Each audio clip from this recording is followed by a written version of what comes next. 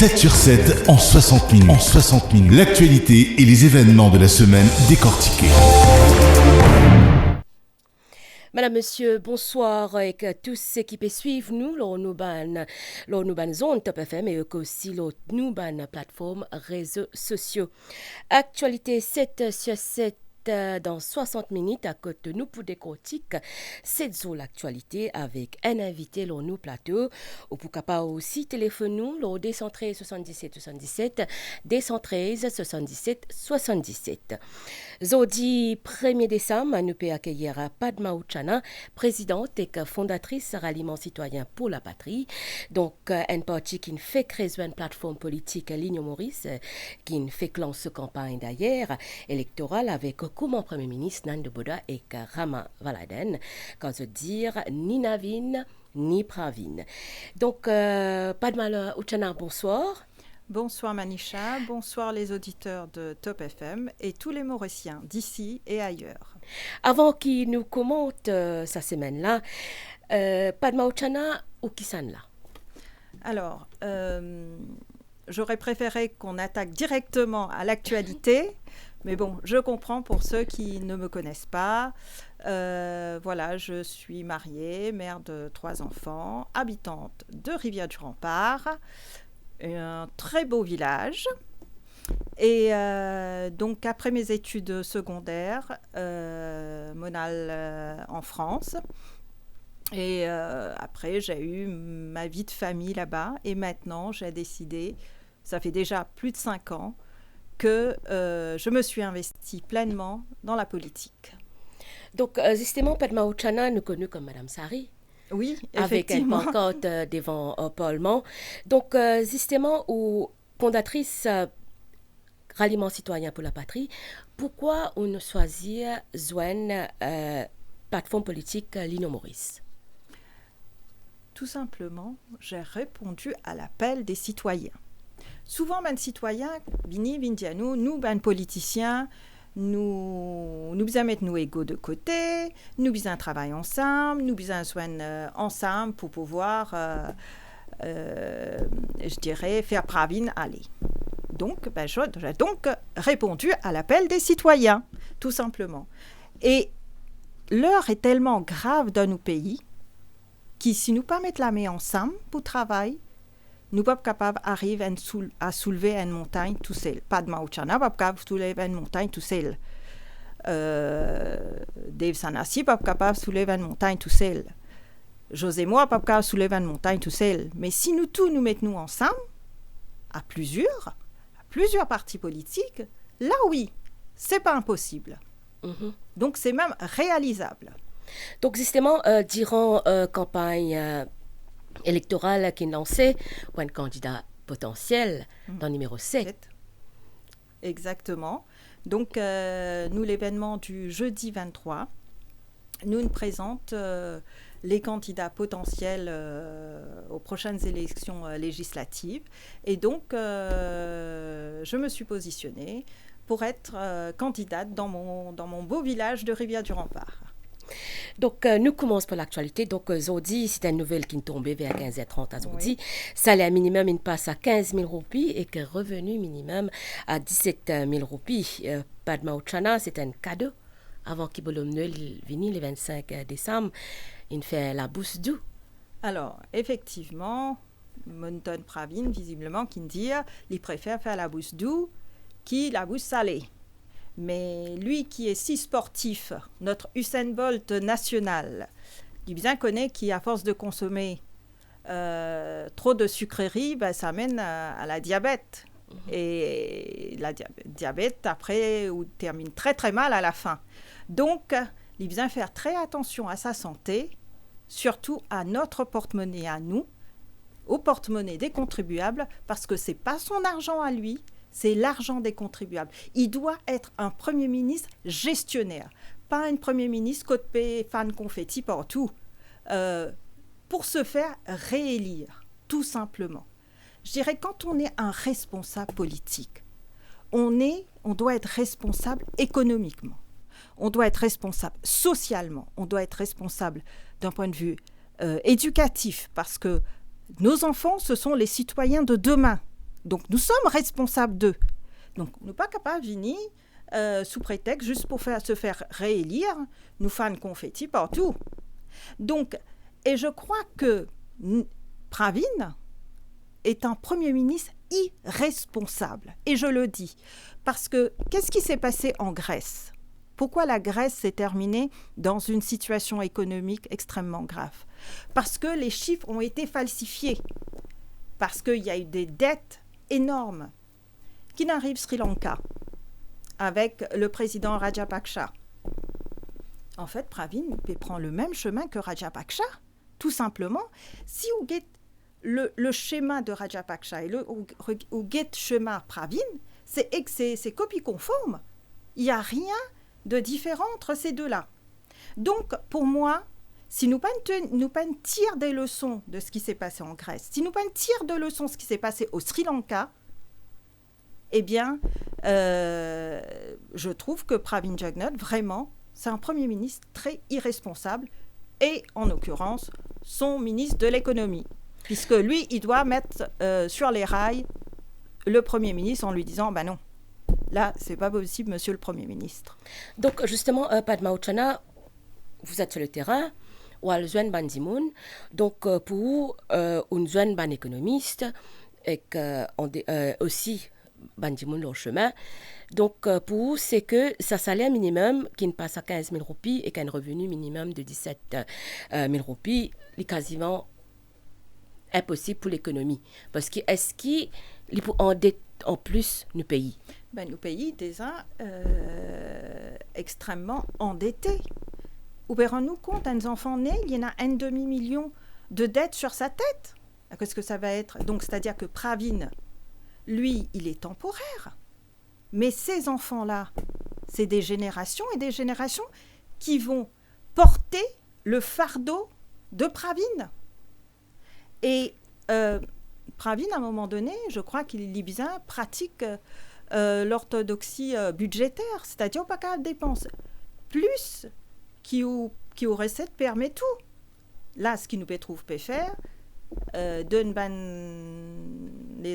jeunes de 20 ans 20 000 roupies, là donc l'augmentation, ce n'est que le début, hein, on a encore un an jusqu'aux élections législatives. Donc Pravin, in fini, mâche ce ban confetti. Donc tous les mois, il va faire comme le petit poussé. Eh ben, il va semer, je dirais, des confettis un peu partout. Donc, nous tournons page avec un salaire minimum. Donc, nous commençons aussi. Secteur l'éducation, c'est un grand pas aujourd'hui à côté plus de 10 000 élèves qui gagnent les résultats l'examen National Certificate of Education, soit NCE.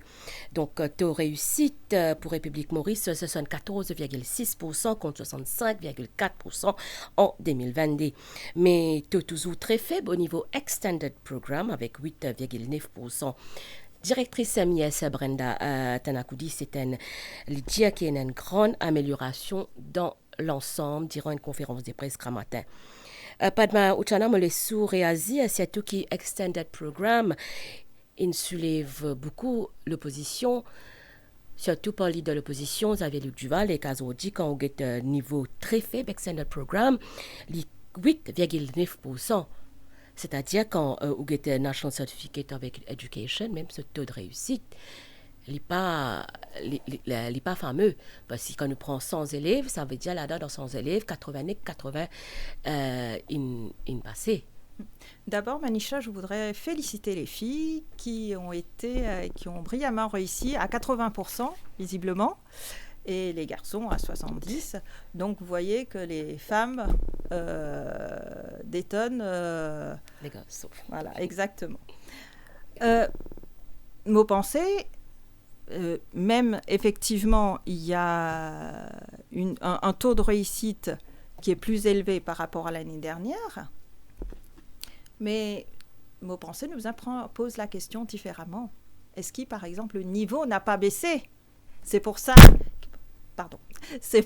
que il y a ce taux qui est élevé. Mais je pense qu'il faut qu'on regarde le problème autrement et voir quel est le niveau de nos élèves, quel est le niveau de l'éducation qui nous peut donner au sein de nos écoles. Et ces histoires extended programme-là, c'est franchement ni fait et ni à faire. Parce que j'ai l'impression qu'il y a des pédagogues comme ça qui viennent pondre des choses comme ça, mais sans se mettre à la place des élèves. Qui s'est mis à la place des élèves? Personne. Il faut se mettre à la place des élèves, comprendre ce qui ne va pas, comprendre ce qu'ils veulent. Il y a plusieurs sortes d'élèves. Il y a ceux qui sont très académiques, donc eux, ils se lancent tout seuls. Et puis, il y a ceux qui sont dans le milieu, dans le moyen, ils arrivent à jongler. Et puis, il y a ceux qui sont des enfants extrêmement intelligents, mais n'arrivent pas, en fait, avec la pédagogie classique qu'on peut avoir. Et c'est ces enfants-là, il ne faut pas les mettre de côté. Il faut les comprendre, il faut les écouter, il faut comprendre ce qu'ils veulent, pourquoi ils n'arrivent pas.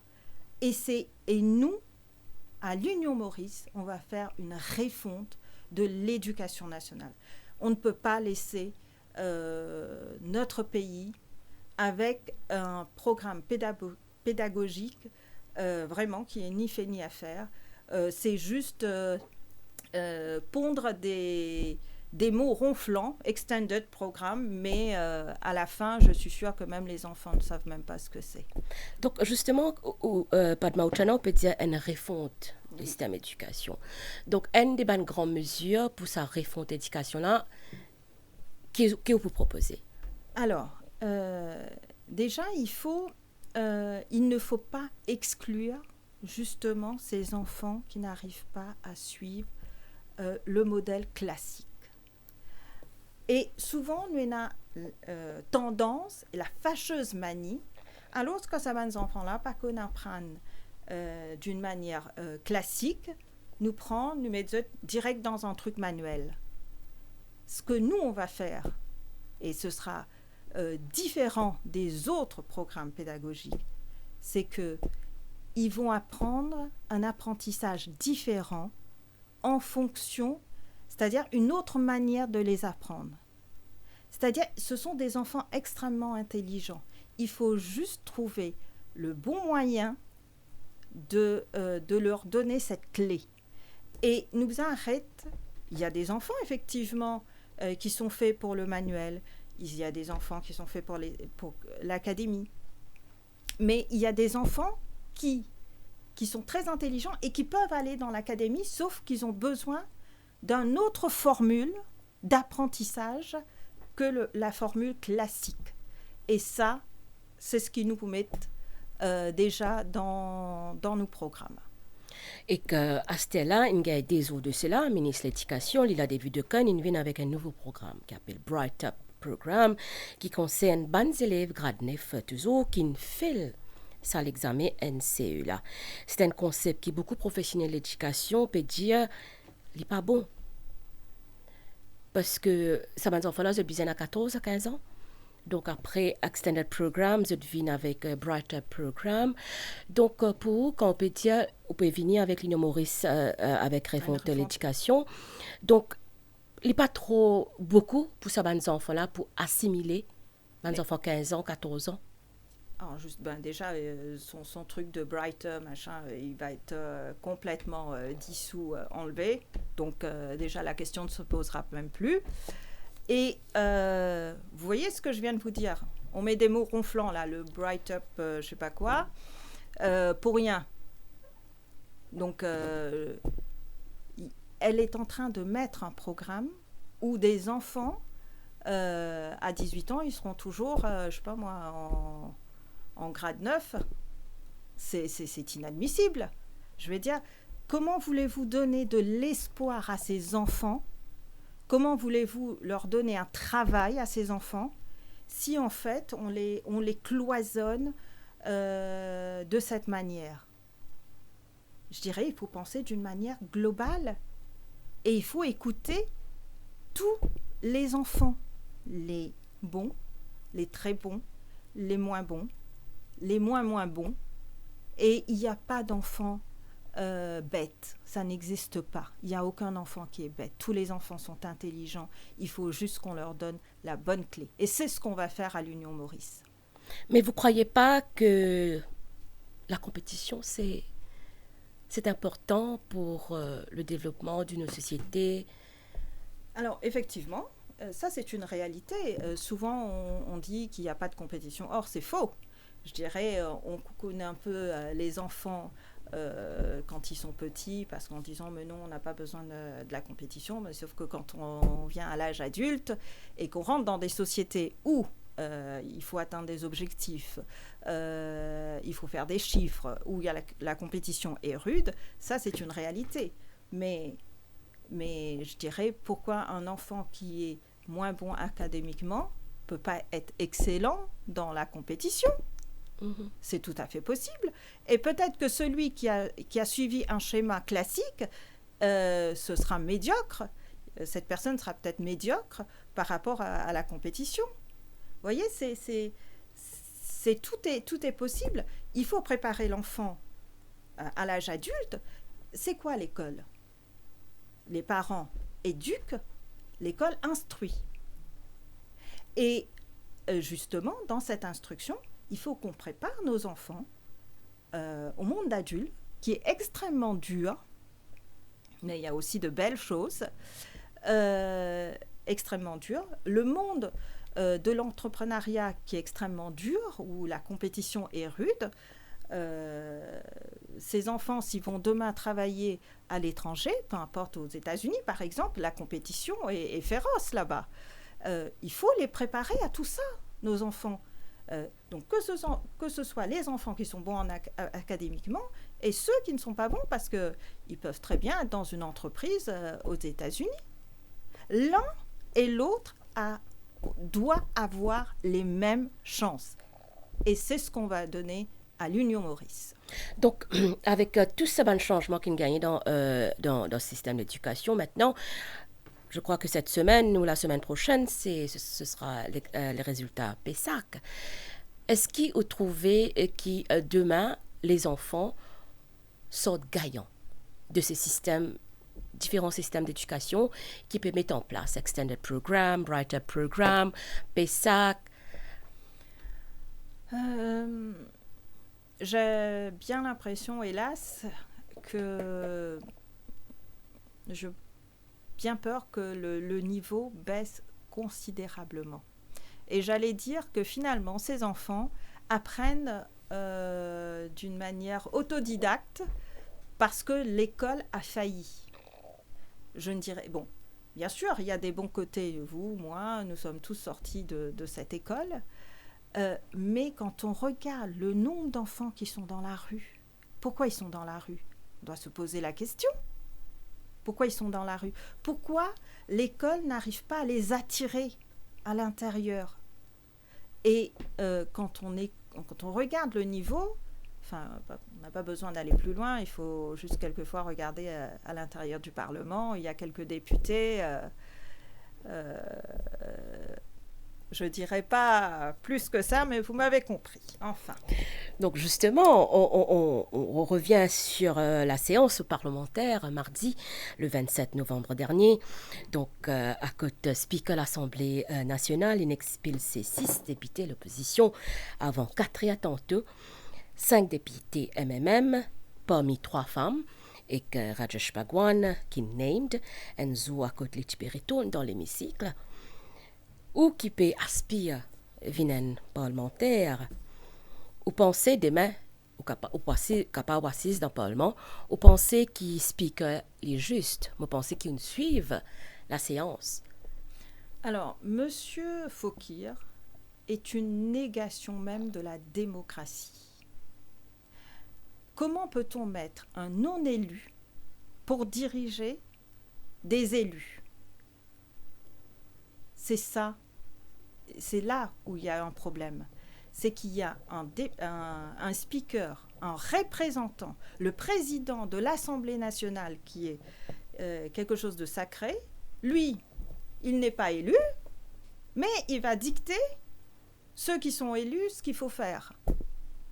Certes, il est speaker, mais il est non élu. Il n'a même pas sa place là-bas.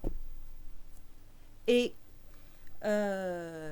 c'est complètement hallucinant qu'un non-élu, je dirais, expulse chaque mardi des députés élus par la nation. Je répète, ce sont des députés de l'opposition qui ont été élus par la nation, alors que le speaker n'est rien du tout. Mais vous, en tant qu'outsider, vous n'êtes pas au Parlement quand vous regardez. Donc, il y en a beaucoup d'observateurs qui disent ben non, parce que le député, l'opposition peut envie à déo, je provoque le speaker. Mais ou en tant qu'un observateur en déo, ou peut guetter Parlement, ou gagne ça l'impression-là? Alors, il faut faire la différence. Donc, parmi l'opposition, il y a ceux qui sont expulsés injustement, et je répète, par un speaker non élu, et j'espère que M. Fauquier est en train de me regarder, il ne représente strictement rien du tout. Et puis, il y en a 2 personnes de l'opposition, 2 députés, qui, eux, ce sont des trublions et qui adorent chercher la petite... Ouais. Et pour se faire expulser. Et souvent, je mets le chrono et c'est en 30 minutes, ils cherchent la bagarre et puis ils se font expulser. Ils vont se reconnaître...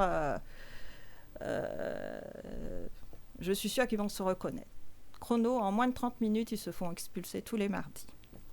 Donc, comment... Mais, en revanche, les autres députés de l'opposition sont quasiment tout le temps expulsés injustement. D'accord, là, justement, qui ne fait que... nous observe la journée élimination de la violence contre la femme. Donc, mardi même, parmi ces 5 députés, il y en a 3 madames. Est-ce que c'est une insulte envers une madame? Alors, je ne dirais pas que c'est une insulte envers une dame, mais c'est une insulte envers notre institution. C'est une insulte, je les considère comme des députés, je ne les regarde pas comme des femmes, en fait. Voilà, elles sont des députés. Ça aurait pu être un député homme. C'est exactement pareil, en fait. Les députés hommes se font rejeter manu militari tout autant comme les femmes. Donc, ça n'a rien à voir, en fait, avec l'homme ou la femme. Ça a à voir avec un speaker non élu est en train d'expulser des députés élus par la nation. Mais pourquoi le speaker est là? C'est ça la question qu'il faut qu'on pose.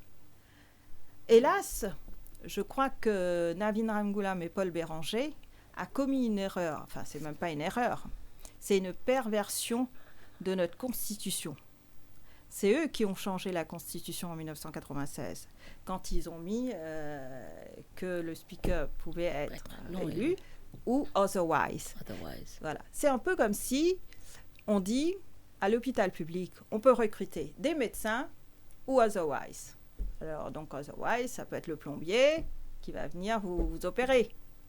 Eh bien, c'est exactement pareil. Vous voyez, aujourd'hui, le fait d'avoir perverti cette constitution, Pravin est en train d'utiliser leur propre bâton pour les battre. Mais auparavant, les speakers, quand même, n'étaient pas comme l'actuel speaker, si je me rappelle. Alors, certes, c'est un peu comme si vous dites, du jour au lendemain, on va arrêter d'enseigner l'anglais. Voilà. Les 5 premières années, les 10 premières années, les gens sauront toujours parler anglais. Mais 15 ans après, vous verrez qu'il y aura une dégradation. 20 ans après, ce sera catastrophique. 30 ans après, ce sera inimaginable. Vous voyez, c'est que quand on commence à pervertir la Constitution, eh bien, ça nous retourne à la figure. Et aujourd'hui, ils sont en train de payer de ce qu'ils ont fait auparavant. Et nous, à l'Union Maurice, on va rétablir tout ça. Et le speaker doit être un speaker élu. Donc, pour vous, aujourd'hui, l'Assemblée nationale ne représente pas la démocratie. Absolument pas. Et dès lors que... c'est quoi une Assemblée nationale? C'est quand il y a le gouvernement et les députés. C'est quoi le Parlement? C'est parlementer. Vous n'allez pas parler en solo. Donc le gouvernement, il ne va pas discuter en solo. Il a besoin d'une contradiction. Il a besoin... L'opposition, il sert à quoi? L'opposition sert à contrôler l'action du gouvernement. Et donc, dès lors que l'opposition est en dehors du Parlement, le Parlement devient caduc, tout simplement. Donc, justement, Padma Uchana, nous pourrons venir avec un projet de développement après, mais ce sera après une pause pub. 7 sur 7 en 60 minutes. En 60 minutes. L'actualité et les événements de la semaine décortiqués.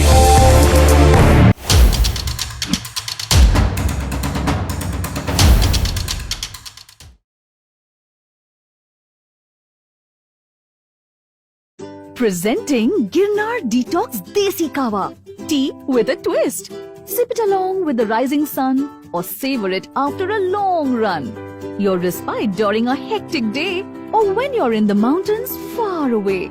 Finest of green teas, herbs and spices. Gives a flavor that's twice as nice. Detoxing now made easy. Just dip and sip. No wonder they say, Girnar, my chai, my time.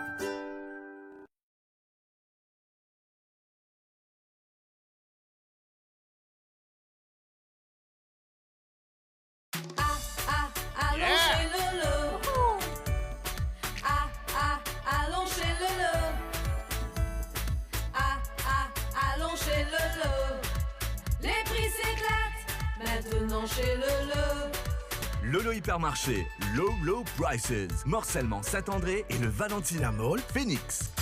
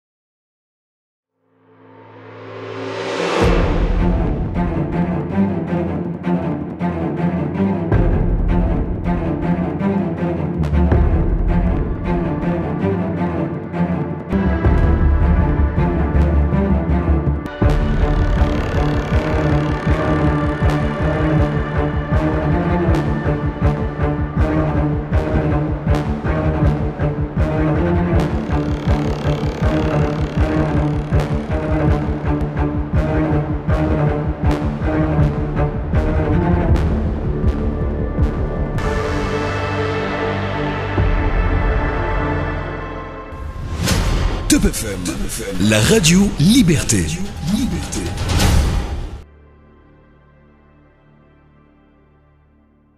Le laboratoire médical Procare propose un service à domicile pour des prises de sang à travers l'île et dans nos points de collecte à Forestside, Okoulé, Ménil et La Rosa. Nous proposons aussi un test général à partir de 750 roupies avec des résultats bien détaillés et précis dans un délai raisonnable. Pour tous vos renseignements, appelez Procare Medical Laboratory sur le 660 60 60 660 60 60. Nos lignes de téléphone sont ouvertes de 6h30 jusqu'à 20h30, 7 jours sur 7.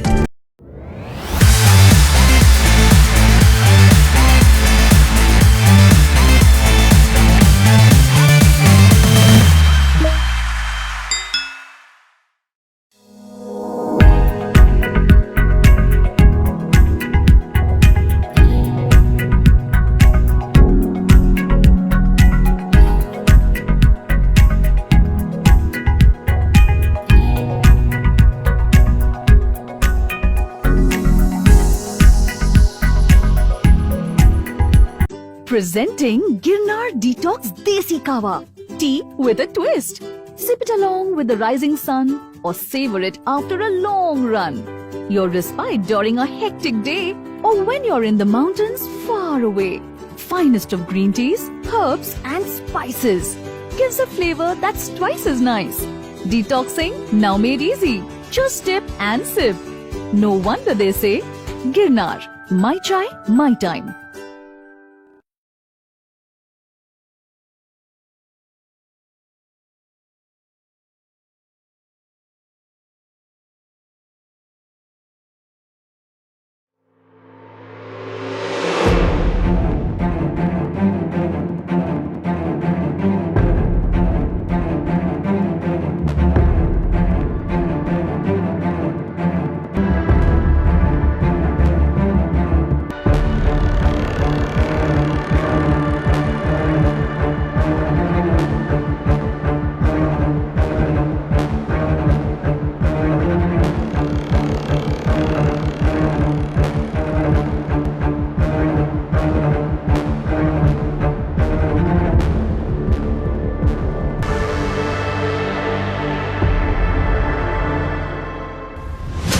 Top FM, la radio Liberté.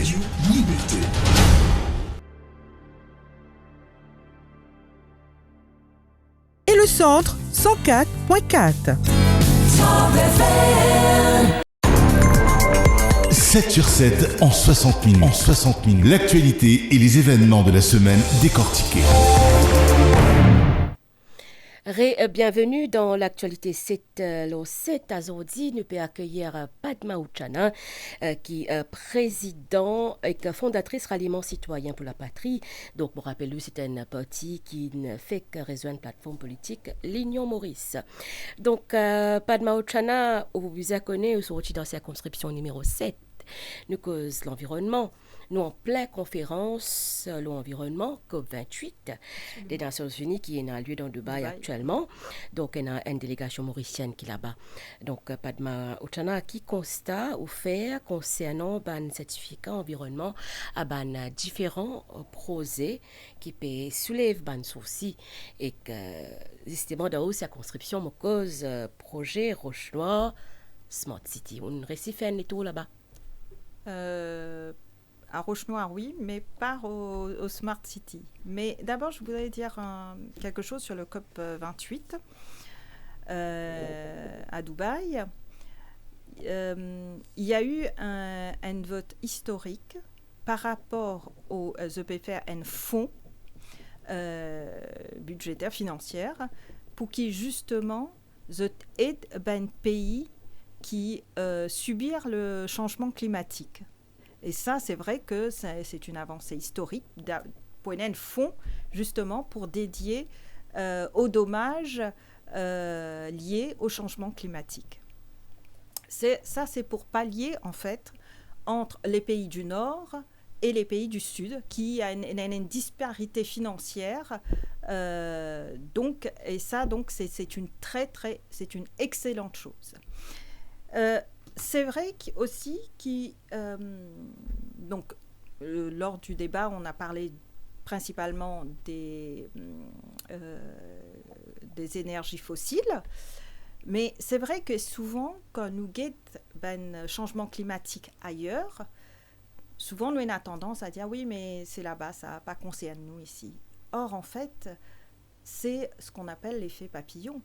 C'est-à-dire ce qui se passe là-bas, ça a des répercussions sur nous. Mm-hmm. Et si ce n'est pas un pays qui apporte le changement climatique, c'est le monde entier d'une manière collégiale qui nous apporte le changement. Dans nos manières de se comporter, collectivement, mais ensuite par État et par pays, par continent et puis le monde. Par exemple, on prend un exemple, en juillet, je pense, 2023, au Pakistan, un village qui dit carrément presque disparaître, en fait, sous les eaux. Demain, par exemple, quelles sont les conséquences de ça ? Demain, par exemple, on peut voir les Pakistanais qui peuvent dire, tiens, à Maurice, il fait bon vivre. On viendra immigrer à Maurice. Alors, est-ce que nous, à Maurice, nous sommes capables d'accueillir des réfugiés climatiques? Est-ce qu'on sera capable de donner de l'emploi? Est-ce qu'on sera capable de supporter ça financièrement? Donc tout a une conséquence. chaque problème qui se passe dans le monde nous concerne nous, parce que Maurice fait partie du monde. Pour revenir à Rochenoir, le fameux promoteur français,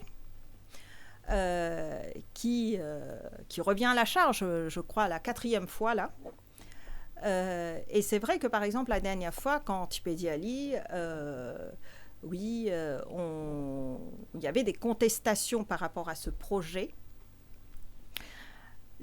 Sa réponse effrontée, je trouvais ça vraiment effronté de sa part, il dit « Oui, mais c'est 10% de 359 hectares qu'on va utiliser. » Mais c'est 10% de trop.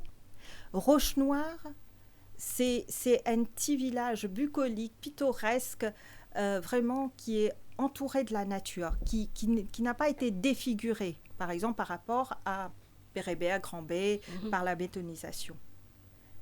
Et là, nous avons un environnement sain, où il y a tout un écosystème, par exemple le Barachois, le wetland, tous les mangroves, tout ce qui entoure, tout cet écosystème, il sera détruit. Et je pense que nous n'en avons assez avec le bétonnage sauvage. Le promoteur français, lui, il est là juste pour faire la capitalisation de son investissement. Mais qu'adviendra-t-il de la nature ? Nous avons suffisamment d'hôtels, nous avons suffisamment de terrains de golf, nous avons suffisamment de villas de luxe. Il faut arrêter. Parce que, en fait, le problème, c'est que nous sommes au courant des conséquences, mais nous pouvons continuer à aller vers une bétonisation. Il reste que 1,3% de nos forêts endémiques. Je vais dire, on ne peut pas continuer comme ça. Si on continue à faire de la bétonisation, il y aura 0% de forêt bientôt. Non, mais vous êtes habitante de cette région, vous parlez aux habitants. Qui se dit, est-ce qu'ils sont au courant qu'il peut arriver ça dans cette région? Alors, effectivement, ils sont au courant. Alors, il y a quelques-uns qui sont pour, parce qu'il faut le quelque chose de développement. Mais on peut en fait développer tout en respectant la nature. À l'Union Maurice, nous appelons à investir, mais à investir pour créer de l'emploi en alliant l'humain et l'économie, en alliant la nature et l'économie. Ça peut se faire. Prenez l'exemple d'un pays comme Costa Rica. Il y a 50 ans de cela, ils étaient dans la même situation que Maurice. Aujourd'hui, ce qu'on appelle on les appelle le champion de la Terre. Les Nations Unies ont décerné ce titre à Costa Rica en les appelant le champion de la Terre. Donc, ils ont vu où était le problème et ils ont tiré de leçons, chose que nous ne savons pas faire à Maurice. Nous fonçons tête baissée devant et après, quand il y a une inondation, après nous pleurer. C'est les résultats de nos actions, ça. Je dirais. Donc, Costa Rica, ils ont su replanter, reboiser, et parce qu'en fait, la forêt, c'est notre poumon collectif. Si on nous enlève ce poumon, on va arrêter de respirer. Donc, vous avez un programme bien défini, justement. Absolument. Pour la protection de l'environnement. Tout à fait, avec nos bonnes camarades comme Daniela Polis-Michel, qui a fait un travail formidable d'un point de vue écologie. D'ailleurs, c'est les Verts fraternels. Je pense qu'avant, les nouveaux politiciens qui sont venus sur la scène politique avec des combats écologiques, je pense qu'on peut saluer les Verts fraternels qui étaient très avant-gardistes avant tout le monde. Il y a moi qui est dans ce programme, mais je dirais tout le mérite vient à Madame Daniela Polis-Michel, qui a fait un travail formidable. Et j'espère que vous aurez l'occasion de l'inviter pour qu'elle vous en parle plus longuement là-dessus. Merci. Donc, point noté, Padma Uchana. Donc, la semaine qui n'est coulée, nous avons beaucoup d'élimination violence envers les femmes qui gagnent batté physiquement et aussi psychologiquement dans la case et dans le travail aussi. C'est un problème pas que dans Maurice, mais dans tout pays. Donc, Padma Uchana, parfois, capable de question pour paraître un petit peu hors de l'ordinaire, mais qui peut faire ou une femme, qui peut faire pour qu'une femme arrête de battre. C'est pas juste responsabilité de l'autorité, c'est aussi chaque individu. Donc, ou le terrain, comment vous capable de sensibiliser les gens justement pour dire nous arrêter avec violence domestique, mais un point à retenir, Padma Uchana, c'est pas juste une femme qui gagne batté, c'est pas nos hommes aussi qui gagnent batté. Alors, c'est très bien que vous avez rectifié la chose en disant qu'effectivement, il y a aussi des hommes qui se font malmener par les femmes, que ce soit d'un point de vue psychologique ou physique aussi. Souvent, quand une madame gagne batté, très souvent, c'est l'environnement immédiat. Quitte-li. Comme si c'était en claquement de doigts, on peut quitter sa maison, sa famille, ses enfants, ou tout ce qu'on a construit pendant des années. C'est pas quelque chose de facile. Ça, c'est vrai que c'est une réponse extrêmement facile pour un problème très complexe. Et il y a le problème financier, affectif, familial. Il y a les enfants. Que vont devenir ces femmes s'ils quittent la case? C'est en fait, il faut comprendre ces femmes. Au lieu de leur dire, de mettre des injonctions, oui, quitte-li, comme si c'était facile, il faut les comprendre. Comprendre chaque problème. D'où vient le problème? Est-ce que Madame Laine travaille? Est-ce qu'il est capable des bouts de toutes celles de ce lipier? Ou est-ce qu'il peut un secours de sa famille? Est-ce que les enfants sont petits? Est-ce que les enfants sont grands? Je dirais quelque chose de complexe. Il faut écouter le problème dans le détail. Maintenant, madame, par exemple, je gagne parti une fois, je quittais pendant 10 jours, après je retourne là-bas. Et c'est vrai que souvent la société leur pointe du doigt. C'est tellement facile à faire. Oui, ben, toi-même, tu n'aurais retourné. Mais parce qu'il y a, je dirais, une manipulation de la part du conjoint ou de la conjointe. Je parle des hommes et des femmes. Et c'est pour ça que souvent les femmes ont du mal à quitter le domicile. Et c'est pour ça que nous, à l'Union Maurice, nous sommes en train de travailler là-dessus pour mettre en place des infrastructures nécessaires dans la durabilité pour accompagner et ces hommes et ces femmes et les enfants aussi, parce que très souvent, nous occupons ce maman-là et nous pas occupons des enfants-là. Parce qu'un enfant divorcé, issus des parents divorcés, très souvent, ce sont des enfants traumatisés en fonction du niveau de violence qu'il y a au sein de la maison. Donc, nous, à l'Union Maurice, nous préparons un programme et ce sont mes camarades qui s'occupent du pôle social qui peut faire un travail là-dessus. Donc, ensuite, nous inquiète plusieurs pans de la société. Souvent, nous avons tendance à dire que la violence domestique, c'est uniquement pour la classe populaire. Oui. Or, c'est complètement faux. C'est également dans la classe de l'élite, dans la classe aisée, toutes sortes, je dirais un médecin, une femme médecin peut subir des violences conjugales. Et pourtant, elle sait ce qu'il faut faire. Elle a un travail. Elle peut partir de chez elle, mais elle ne le fait pas. Parce que le problème est bien plus complexe que ça. Et c'est pour ça que nous, à l'Union Maurice, on ne va pas traiter le problème des femmes comme on traite, je dirais, un robinet qui est cassé. c'est on va disséquer ce problème étape par étape et on va mettre en place des structures pour les femmes, pour les hommes et pour les enfants, pour qu'ils puissent avoir recours, pour les aider à sortir de cette machine infernale. Il faut les accompagner. En fait, on ne les accompagne pas très souvent. Et c'est pour ça que les hommes retournent et souvent commettent des crimes. Une fois que trouvés, je pense que des travailleurs immigrés Bangladesh et il y a quelques mois de cela, à Rivière-du-Rempart, à l'Amitié, un Bangladais, il poignarde son conjoint en pleine rue, en pleine journée.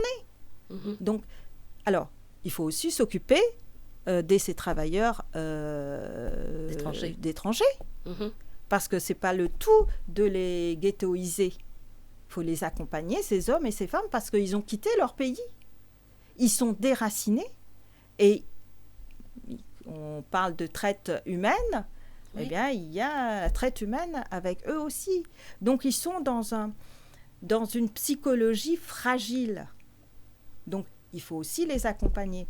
Parce que si eux, ils commencent à déraper, c'est tout l'île Maurice qui va en pâtir. Donc, il faut s'occuper des Mauriciens, mais il faut aussi accompagner ces travailleurs bangladais. Et pas juste bangladais, mais les travailleurs étrangers en général.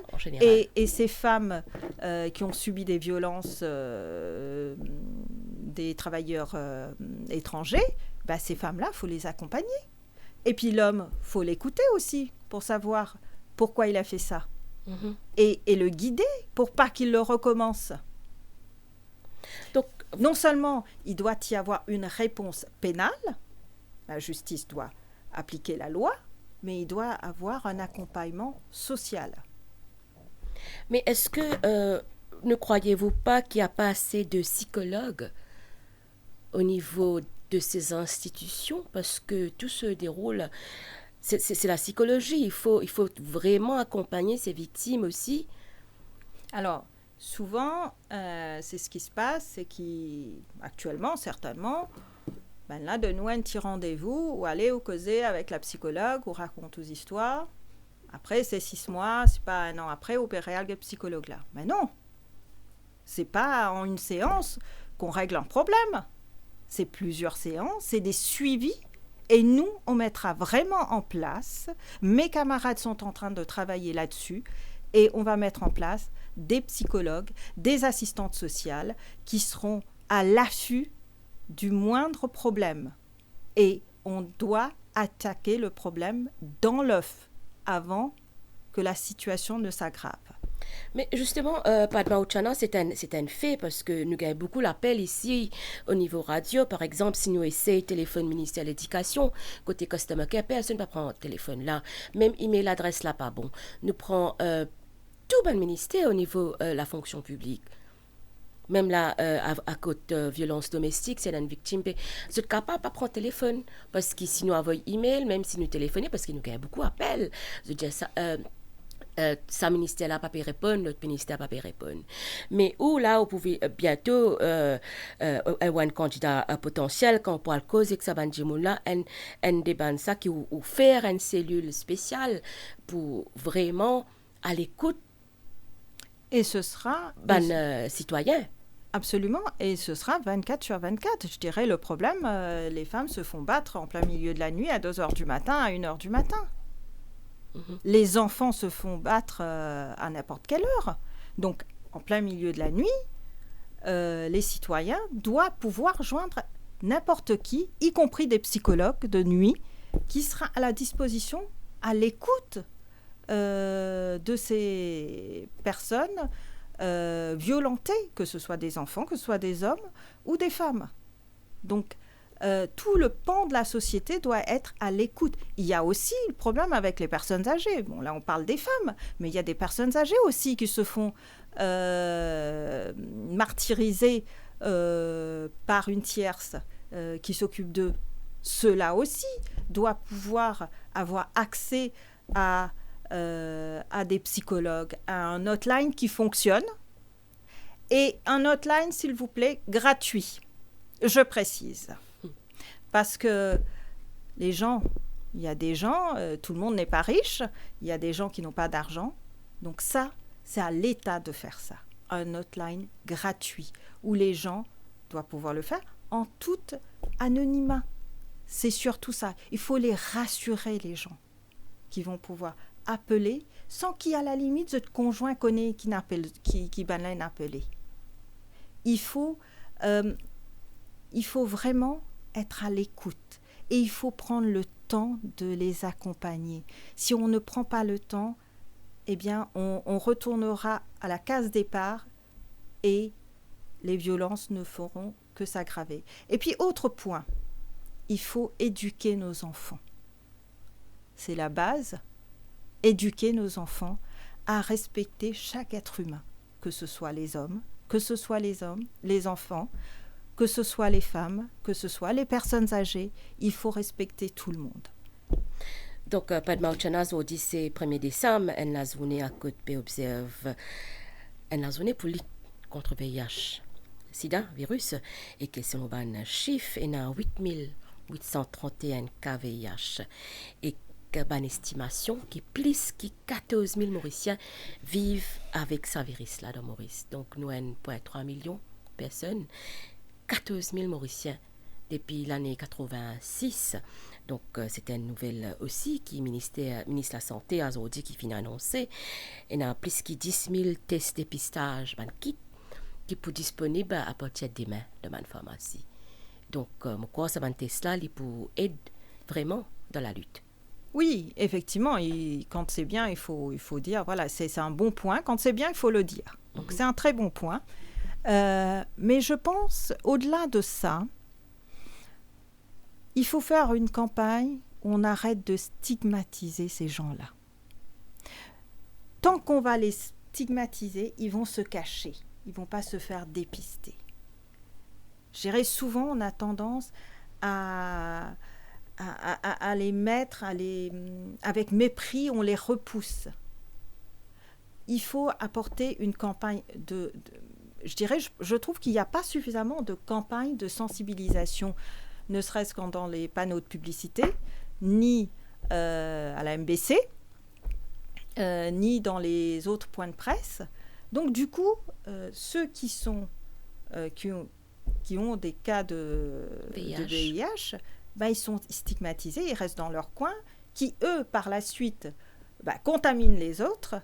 Et c'est comme ça qu'on arrive à ce chiffre que vous venez de dire. 14. Exactement. 14 000. Mais parce qu'il n'y a pas eu un travail de fond, de fait, tout simplement. Mais on a des associations comme PILS.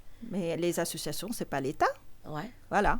Donc, je crois que les associations est en train de faire... Ils font un travail formidable et ça, il faut les saluer. Heureusement, ils sont là. Mais les associations, ce n'est pas l'État.